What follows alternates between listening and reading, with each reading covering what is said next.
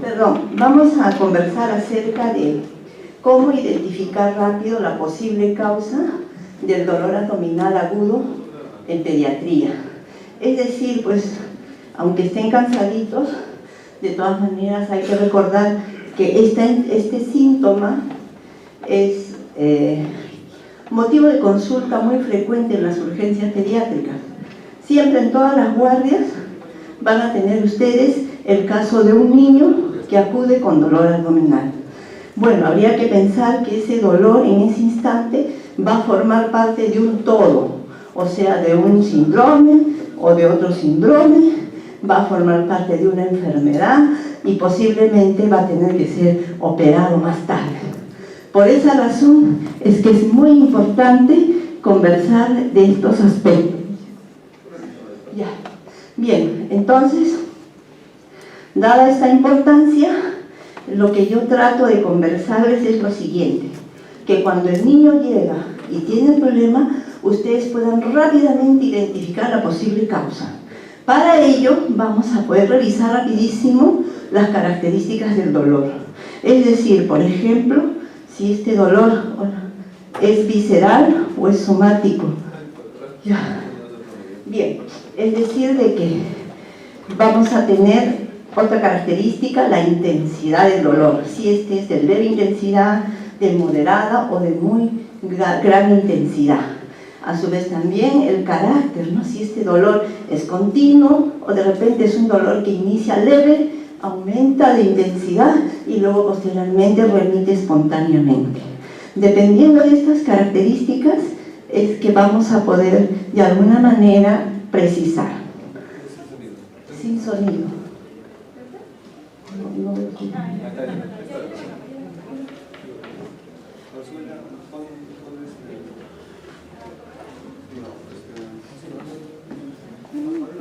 Todavía no lo he puesto, es que no pone la primera diapo, pero estaba hablando. ¿La pongo? ¿Qué he dicho? Ajá. Pero es que no me he puesto la diapo, tú me dijiste que la pongo para usarla. Bueno, vamos a tomar en cuenta primero, a ver, aquel dolor que viene a raíz de un proceso inflamatorio intestinal, de un proceso viral, ¿no?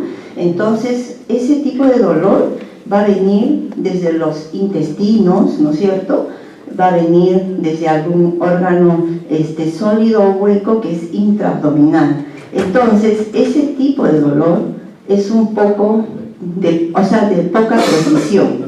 No es que el niño le dice me duele aquí y ahí es el problema. O sea, es un dolor difuso, de una transmisión lenta, poco preciso y por supuesto no tiene posición antiálgica. Entonces, niño que viene con una gastroenteritis probablemente va a reunir estas condiciones.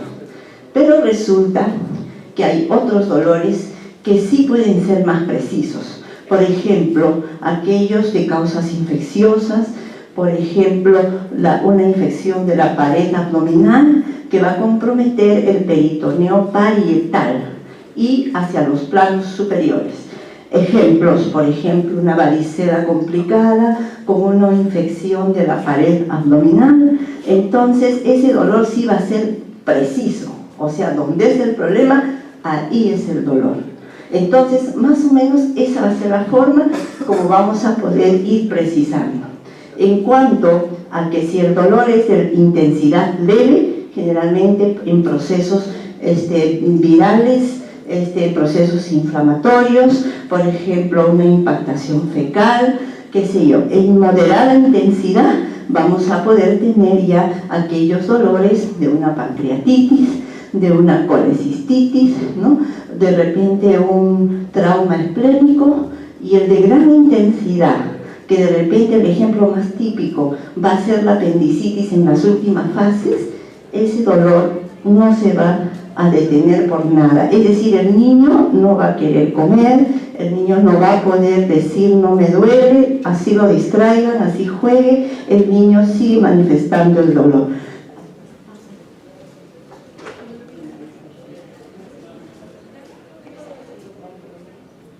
Ahí mismo. Retrocede dos, por favor. Sí, y ahí deja. Bueno, bueno, van a disculpar estos problemas que se han presentado. Bien, entonces ese dolor de tipo visceral, como dice ahí, que les dije, ¿no? Que seguramente va a ser producido por causas mecánicas, es decir, por ejemplo, en un hilo. El ejemplo más típico es un hilo metabólico, ¿no? En un cuadro de diarrea, en donde va a ver que se distienden las asas intestinales, en donde va a ver que hay tracción, ¿no? Entonces ese va a ser un dolor de tipo visceral. El tipo de dolor somático es el último del cual les estuve hablando, de donde se va a originar el peritoneo parietal, piel y músculos. Ese va a tener una transmisión sumamente rápida y este sí va a ser sumamente preciso, ¿no? Este se va a originar por o sea, fisiopatológicamente por la inflamación, la eliminación de metabolitos a nivel de los planos que va a comprometer, puede ser el peritoneo, puede ser la piel, puede ser el músculo, ¿no? Y por supuesto, dado que el problema está sumamente localizado, entonces el dolor va a ser preciso, ¿no? Y podrían haber muchos factores pues, que hacen que todos los dolores se exacerben, ¿no? La ansiedad, la tensión cuando el niño va al hospital, si nosotros no lo acogemos y así sucesivamente. Y en cuanto va a haber también otra característica, aquel dolor referido, es decir, ya no es el somático, ya no es el visceral, sino es un dolor que puede ser cualquiera de los dos, somático, visceral, pero que nunca se presenta en el lugar donde es el problema, o casi nunca, disculpen. Por ejemplo, una colecistitis. Va a doler en el hipocondrio derecho, pero también va a doler a nivel de la zona interescapular. Por ejemplo, tenemos ahí un compromiso del hemidiafragma derecho o izquierdo, va a irradiarse hacia el hombro contralateral. Si de repente ya en las niñas púberes tenemos ya problemas, digamos, de metrorragias, dismenorreas, vamos a tener también dolores referidos, ¿no? Y en el caso de, o sea, problemas urológicos, por ejemplo, un cálculo ureteral que puede estar superior, medio en el uréter, pero que el dolor se presenta en el genital. Bien, en cuanto a la localización, esto lo voy a pasar muy rápido porque va a depender de que ustedes revisen su anatomía, o sea, en los diferentes cuadrantes, ¿no? ¿Qué órganos van a ver? Rápidamente, en el hipocondrio izquierdo va a ser todo lo que tiene que ver con el vaso, en el derecho el hígado, las vías biliares, ¿no? Y también, claro, en cualquiera de los dos puede ser la famosa neumonía, ¿no? Luego tenemos en el epigastrio, recuerden ustedes los órganos que están ahí, el hígado, páncreas, vías biliares, ¿no? Cualquier problema, por ejemplo, de reflujo gastroesofágico, las esofagitis químicas por el reflujo, ¿no? La porción alta del intestino, esto ya sería en enterocolitis, ¿no? Y en la región periumbilical, que es casi donde siempre los niños dicen que les duele. Ustedes le preguntan, ¿dónde te duele? Pon la manito donde duele y casi siempre ponen en su ombliguito, ¿no? Entonces vemos que ahí ya es la mayor parte de patologías inflamatorias, ¿no? Virales, ¿no? Diarreas virales, ¿no? Cuadros de la época, de este momento, ¿no? Y cuando hay dolores en la región sacra, va a tener que ver con todos los problemas del recto. Pueden ser malformaciones, pueden ser impactaciones, pueden ser otro tipo de patologías adquiridas también. En cuanto a la intensidad, como les venía diciendo, los que son de leve intensidad generalmente se va a deber a procesos infecciosos, causas inflamatorias, ¿no? El de moderada intensidad va a ser ya algo complicado, o sea, posiblemente un hilio, un vólvulo, algo que se torció y que ya está empezando a causar todos los síntomas producto de la isquemia, ¿no? Y aquel dolor que interfiere el sueño es ya un dolor evolucionado de cualquiera de las características, pero posiblemente ya comprometiendo más órganos, ya posiblemente con compromiso sistémico, y que justamente la mamá va a referir que el niño no puede dormir, o sea, ya es incapaz de poder conciliar el sueño.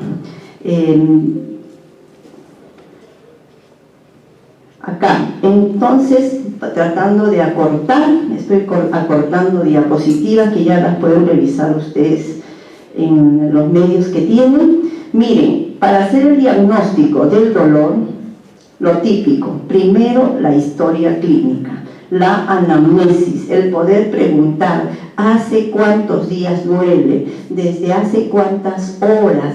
Se intensifica el dolor cuando come, el dolor pasa cuando come, ha hecho la deposición, ha orinado, ha presentado, es decir, una historia primero personal, lo más preciso posible, tratando de precisar si hay factores que intervienen en que el dolor se incremente o el dolor calme por momentos, ¿sí? Y luego pasaríamos a preguntar algún antecedente de la familia, o sea que si la persona tiene el papá, la mamá que sufrieron de un problema abdominal X y que nos importaría muchísimo para poder relacionarlo, ¿no? El modo de presentación, si esto fue de a poquitos o fue de golpe, ¿no? Y con todo lo anterior, que si duerme el niño, que si come el niño, que si... y así sucesivamente. La duración, por supuesto que es muy importante, ¿no? Si la mamá dice que le duele hace 3 meses, pero le duele una vez por semana, o que si le duele hace 2 días, pero que ya el dolor no se detuvo, es decir, ese es el objetivo que vamos a conseguir cuando hagamos un interrogatorio un poco preciso. Está de más decir que en la mayoría de los casos va a ser una anamnesis indirecta, ¿no es cierto? Pero también hay niños que pueden todavía darnos algunos datos. Hay que tomar en cuenta que cuando la mamá dice que el niño no come, o sea, ni un chupete, ni una galleta, ni una fruta, mucho menos la comida, el almuerzo y la cena, esto ya es algo muy serio. Los niños van a dejar de comer generalmente en una apendicitis ya complicada. Entonces tenemos que tener mucho cuidado con este tipo de síntomas, ¿no? Bueno, también habría que buscar síntomas asociados. Estábamos hablando mucho de los procesos virales, las diarreas, las gastroenteritis. Entonces está de más decir pues que hay que interrogar acerca de fiebre, acerca de vómito, acerca de diarrea y así sucesivamente. Por ejemplo, los síntomas respiratorios muy importantes, muchísimas veces pacientes con neumonía lobar inferior, en los lóbulos inferiores, va a confundirnos con un problema de una apendicitis y así sucesivamente. Entonces quiere decir que los síntomas asociados pueden ser extradigestivos también, ¿no? Es decir, síntomas de dificultad respiratoria, tos, fiebre, ¿no? O molestias urinarias, ¿no? Es decir, que el niño no puede orinar o si le orina le duele, que si le duele la región lumbar, que si tiene antecedentes de ello, ¿no? Los síntomas ginecológicos, siempre ya pensar en esto en las niñas por encima de los 12 años, ¿no? Ya tenemos que tomar en cuenta que ese dolor que se está presentando podría ser de ese tipo, ¿no? Hay que valorar los procesos intercurrentes, si días antes de este proceso tuvo, por ejemplo, papera, por ejemplo, varicela, y así sucesivamente. Saben ustedes muy bien que estas enfermedades pueden tener complicaciones, por ejemplo, con una pancreatitis, y así sucesivamente, ¿no? Entonces hay que valorar todas las enfermedades también de base o que comorbilidades. Bueno, y la exploración física, o sea, el examen clínico tiene que ser como todos los exámenes clínicos que a ustedes les indican en todos los segmentos. Primero, valoración, actitud. Niño desnudo, se observa desde la punta del cabello hasta la punta de las uñas de los pies. Observar qué actitud tiene. Si este niño está doblado en dos, no se puede incorporar. Si este niño tiene rubor en la cara, si está ansioso, si está sudoroso, si está nervioso y así sucesivamente. Luego tenemos que valorar su estado de hidratación, por supuesto habiendo pasado ya por toda la elaboración de conciencia, ¿no? En especial cuidado acá, la hidratación. ¿Por qué? Porque el niño posiblemente no está comiendo, porque el niño está haciendo vómito, está haciendo diarrea, tiene un hilio y así sucesivamente. Entonces, valoración de todas las funciones vitales, frecuencia respiratoria, frecuencia cardíaca, presión arterial, saturación de oxígeno, ¿no? Buscar si hay fiebre en el paciente, ¿no? Y descartar otros cuadros infecciosos que pueden ser fáciles de determinar en el examen. ¿Qué cosa? Un cuadro de faringitis, otitis, ¿no? O alguna infección en alguna otra parte del cuerpo y así, ¿no? Y yendo directamente al examen del segmento abdominal, saben ustedes muy bien que primero hay que hacer la inspección.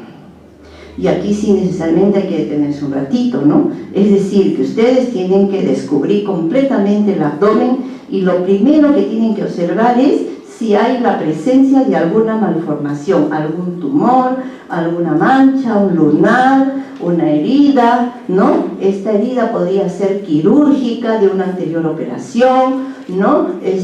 Podría haber presencia de tumoraciones, podría haber presencia de circulación colateral, es decir, tenemos que observar primero bien para poder ir ya hilando cabos, poder decir que esto se puede deber al otro. Ejemplo, un paciente con una operación anterior, esto ya podría ser una obstrucción por brida y así sucesivamente, ¿no? Ver si de repente el abdomen está excavado o está globuloso, si de repente a través de la piel del niño se logra ver las ondas del peristaltismo, es decir, que digamos que en el segmento superior hay una peristalsis aumentada y en el segmento inferior no se ve movimiento, es decir, la piel del niño es tan delgada que nos va a poder permitir observar eso, sobre todo en los lactantes.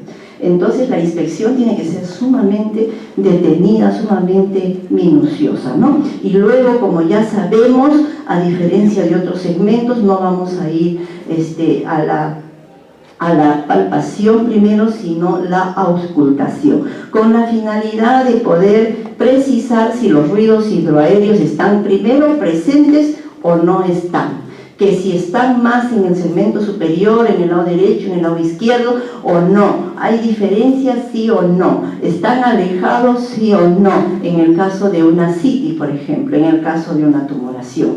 Es decir, vamos a ocultar segmento por segmento y bastante tiempo, el tiempo suficiente como para que ustedes puedan decir que el ruido hidroaéreo está presente o no. ¿Ya? O sea, no es cuestión de poner y sacar, es cuestión de tener paciencia y esperar un poco, ¿no? Está de más decir que todo este tiempo que estamos haciendo esa maniobra, nosotros ya nos hemos ganado la confianza del niño, ya hemos distraído al niño, hemos usado una serie de estrategias y hemos tenido, por supuesto, las manos bien limpias, bien lavadas, bien cálidas, bien cariñosas, no aquella mano agresiva que se acerca y en un minuto quiere determinar el dolor. Esa táctica en pediatría nunca va a funcionar, ¿sí? Es decir, primero tenemos que ganarnos a nuestro paciente. Bien, una vez terminada la auscultación, vamos a proceder a la percusión. Es decir, en el supuesto caso de que haya una matidez desplazable, en el caso de que haya retención de gases, retención de líquido, qué sé yo, para poder precisar. Y luego vendrá la palpación. La palpación es una parte muy importante del examen clínico en el abdomen. Primero, que de todas maneras tienen que palpar el abdomen. O sea, pónganse en el supuesto caso de que este niño tenga 2 meses de edad, llora desgarradoramente y los papás ya no quieren que ustedes le toquen. Entonces, no, ya no lo toque, ya no le haga nada, ya lo hizo llorar mucho porque ya le vio la garganta, le vio el oído, le vio todo, y ahora ¿qué? No, ya no lo toque. Entonces nosotros no nos podemos responsabilizar. De todas maneras tenemos que examinar el abdomen, de todas maneras tenemos que palpar y de repente si es difícil preguntar al niño dónde le duele, pues entonces una palpación sistemática, primero muy superficial en todo el abdomen para tratar de descubrir si hay signos peritoneales y luego empezar a examinar punto por punto para poder precisar la posible causa o localización del mismo, ¿no? Está de más decir que en algunos casos vamos a tener que hacer tacto rectal. ¿Cuáles, por ejemplo? Una invaginación, o sea, si ustedes sospechan de que este paciente tiene una invaginación y que quieren verificar si hay sangrado, que de repente no se ha manifestado todavía, en el caso de una impactación rectal, en el caso de un absceso en el saco de Douglas y así sucesivamente, ¿no? Entonces, de repente el tacto rectal va a formar parte de nuestro examen clínico, de nuestra exploración. Bien, luego de hacer el examen clínico, haber hecho la historia clínica, dependiendo de las sospechas que tengamos, tenemos que hacer la solicitud de las pruebas que nos van a ayudar, que nos van a auxiliar, los exámenes auxiliares. Está de más decir que el hemograma es sumamente importante en una apendicitis, como será una leucocitosis con desviación izquierda, en el caso, por ejemplo, de una infección viral, ¿no? Y así sucesivamente. Si es un niño que tiene vómitos, diarrea, en cualquiera de los casos, tenemos que evaluar, ¿no?, el desequilibrio hidroelectrolítico de nuestro niño. Tenemos que pedir también las pruebas renales. ¿Qué pasa si este paciente es un síndrome urémico hemolítico? Es un niño que ya estuvo con diarrea, y así sucesivamente, ¿no? Pruebas de función renal, pruebas de función hepática, si este paciente está teniendo un problema en el hipocondrio derecho, y así sucesivamente. El niño con dolor abdominal en cinturón muy intenso y que a lo mejor tuvo papera días antes, amilasa lipasa, sumamente importante. El examen de orina, jóvenes, es un examen rutinario, siempre lo tienen que pedir en una emergencia pediátrica, siempre hay que pedir. Hay infecciones urinarias asintomáticas, es decir, que siempre va a ser un examen de rutina. Es decir, estudio de imágenes es muy importante. La radiografía de tórax ya se ha convertido en un examen obligatorio cuando hay dolor abdominal. O sea, no pueden ustedes valorar un dolor abdominal de moderada intensidad y de días de evolución y que posiblemente lo están hospitalizando sin pedir radiografía de tórax, donde podemos identificar a lo mejor malformaciones congénitas, hernias diafragmáticas, podemos valorar una serie, por ejemplo, la neumonía, y así sucesivamente. Radiografía de abdomen, pues entonces, ¿qué valoración de dolor abdominal va a ser sin una radiografía de abdomen? En donde de repente vamos a poder ver la famosa asa centinela. Es decir, si ahorita estamos teniendo una apendicitis aguda, hay un apéndice inflamada, seguramente las asas intestinales están rodeando esa zona, tratando de vigilar que no pase nada, que no se perfore, ¿no? Y vamos a identificar una serie de signos clínicos importantes, como por ejemplo la distensión de asas intestinales en el ilio, ¿no?, edema de pared,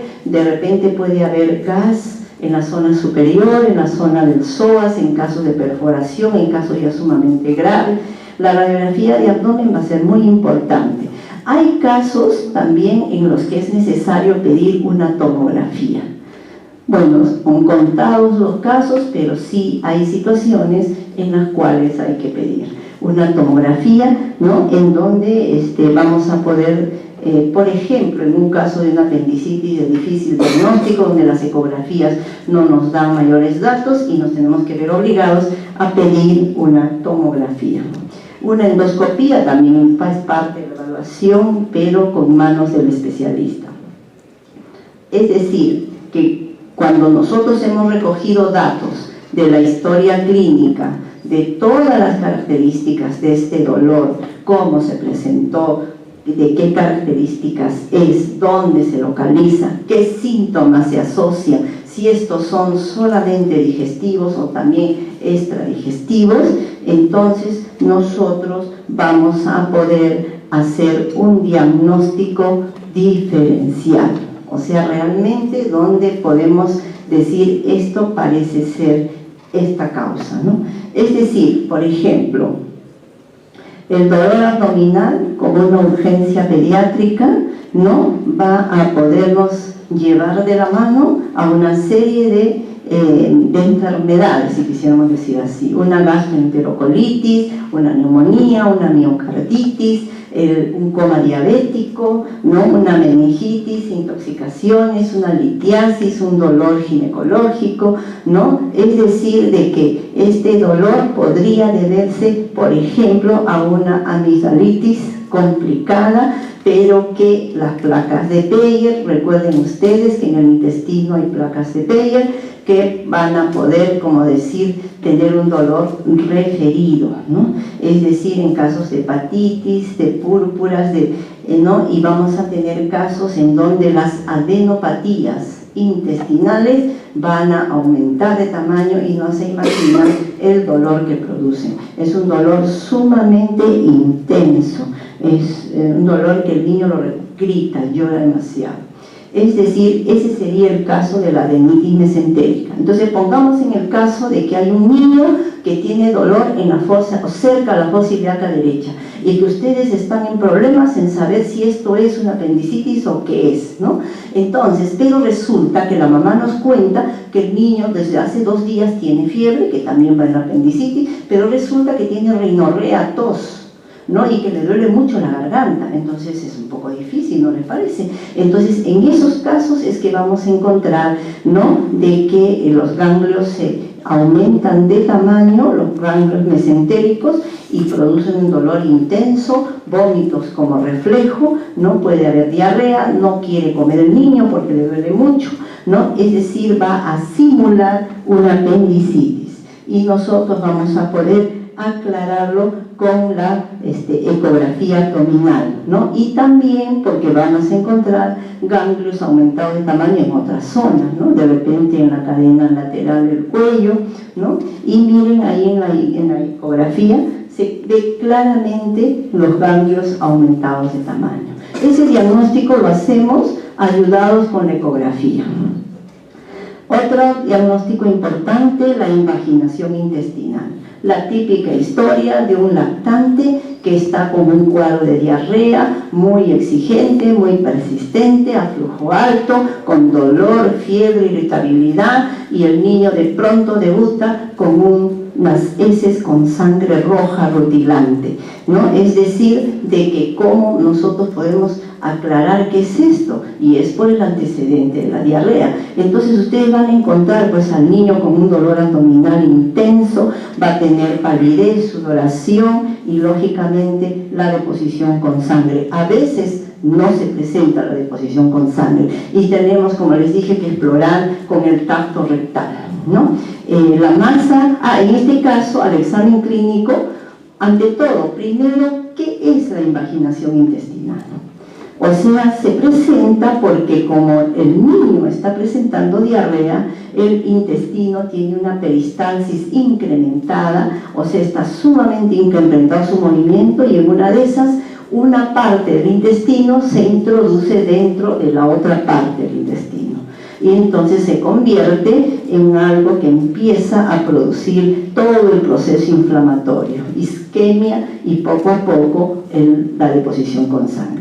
Entonces generalmente en ese caso al examen clínico vamos a palpar la tumoración, algo así como un chorizo, como un hot dog, imagínense eso palpado en el abdomen. Siempre se dice el signo del hot dog y el signo del chorizo. Se palpa esa tumoración y produce, por supuesto, un dolor muy intenso.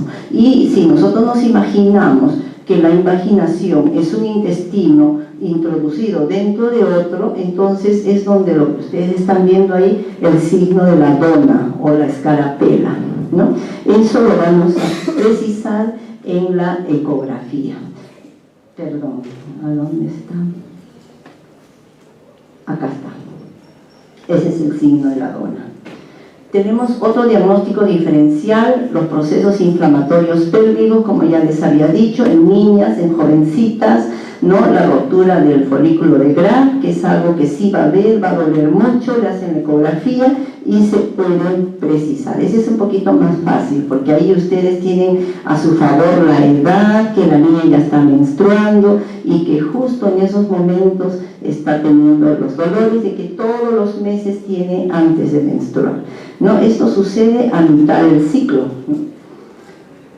Bien, la colecistitis, que puede ser litiásica o alitiásica, ¿no? Pero va a ser siempre localizada en el hipocondrio derecho, con irradiación hacia la región escapular, interescapular, ¿no? Pero siempre, casi siempre va a tener vómitos, ¿no? Fiebre y de repente ictericia o no. En la radiografía y mejor dicho, en la ecografía, vamos a poder obtener que nos describen las características de la vesícula, ¿no? El caso de la pancreatitis, muy importante en niños, ya les dije, papera, pancreatitis, no es común, pero sí se puede presentar. En este caso, el dolor es en la zona media del abdomen, se irradia hacia la espalda y se acompaña casi siempre de náuseas, de vómitos. Entonces nosotros, al evaluar amilasa, lipasa, sobre todo la lipasa incrementada, tenemos la sospecha y solicitamos una ecografía en donde nos van a mostrar un páncreas incrementado de tamaño. La apendicitis, que es lo que más nos tiene que atraer la atención, ¿no? Entonces, ¿qué es la apendicitis? Es un cuadro de dolor abdomen agudo, ¿no? Y que se ha presentado no hace una semana, no hace 2 semanas, sino hace pocos días, ¿no? Se dice que es un poco más frecuente en varoncitos que en mujercitas, ¿no? Y que casi siempre el dolor aparece no en la región del problema, sino generalmente en el epigastrio, y que luego va migrando hacia la región periumbilical y posteriormente poco a poco se va a ir localizando a nivel de la fosa ilíaca. Eso parece ser muy sencillo, pero ¿y qué pasa si es una apendicitis retrocecal? O sea, aquella apéndice que está dirigida hacia atrás. Entonces no va a haber todo esto tan bonito que estamos describiendo. Va a haber un dolor en la región posterior, ganas de hacer la deposición y no hacerla, o sea, una especie de tenesmo y así sucesivamente. Es decir, de que en la apendicitis aguda no siempre va a ser fácil reconocer, ¿no? Entonces, pero casi siempre el dolor va a empezar, como les dije, en la región epigástrica, posteriormente periumbilical y puede irse localizando. Vamos a tomar en cuenta el antecedente, ¿no? del niño que no ha sido operado de apéndice, que tiene este cuadro, que no tiene síntomas gripales, ¿no? Para poder ir centrándonos en el diagnóstico. Pues entonces nosotros, ante la duda, ese niño tiene que ser hospitalizado. El diagnóstico lo tenemos que hacer nosotros los pediatras, no el cirujano. Nosotros los pediatras hemos hecho todo lo que hemos conversado ya y hemos tomado la decisión de hospitalizar al niño para aclarar el diagnóstico. Entonces ya hidratado el niño, ya calmado el dolor, ya atendido como debe ser, ya examinado y todo, nosotros empezamos a pedir los exámenes auxiliares, como por ejemplo la radiografía de abdomen, en donde a veces se ve ese silencio en la zona esta que circunda la fosa ilíaca derecha, ¿no? Y más bien hacia el otro lado las heces como retiradas, ¿no? Inclusive se describe ese signo de la escoliosis, o sea, el niño como que rechazando el dolor está torcido hacia el otro lado, ¿no? Y así sucesivamente. Tendría que haber demasiada suerte como para poder encontrar un apendicolito, que es como una imagen muy chiquitita, que es la que se menciona, que obstruye el apéndice y ocasiona el resto del problema, que sería como decir un fecalito, ¿no? Eso no lo he visto nunca. Esto yo lo he sacado de una figura del internet, del libro, pero no lo he visto nunca, ¿no? Ha sido muy difícil. Bien, la ecografía es contundente en los casos, la mayoría de los casos. Va a haber casos en donde no nos ayuda, pero entonces de repente el paciente va a ser operado en forma profiláctica y ahí se comprobará. Pero difícil, el apéndice no se ve en circunstancias normales. En un cuadro de inflamación sí se va a ver, como podemos ver ahí. Es decir, si nosotros no tenemos la ecografía o no estamos entrenados en ecografía, un poco difícil que podamos precisar el diagnóstico. En una tomografía normal, el apéndice no se debe ver. Si nosotros vemos, ya nos puede ayudar solo en casos especiales se pide tomografía.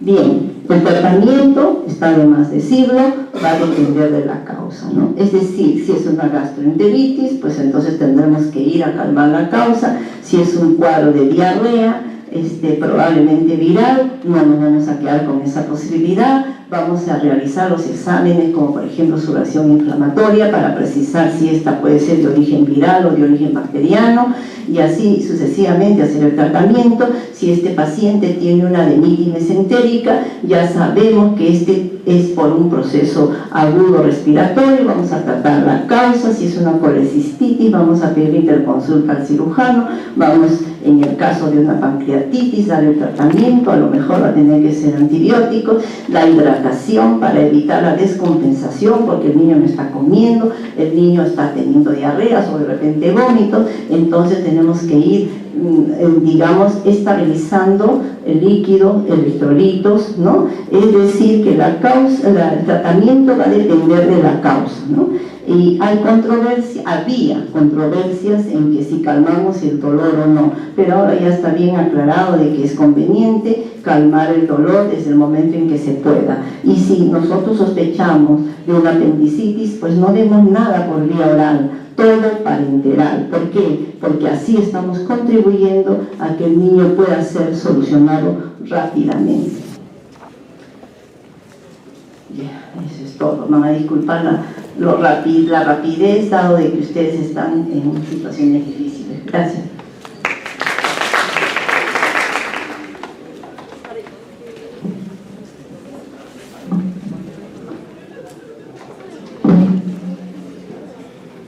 Bueno, ya no fue un gusto. Bueno, no un gusto porque falta medicina física. Legal.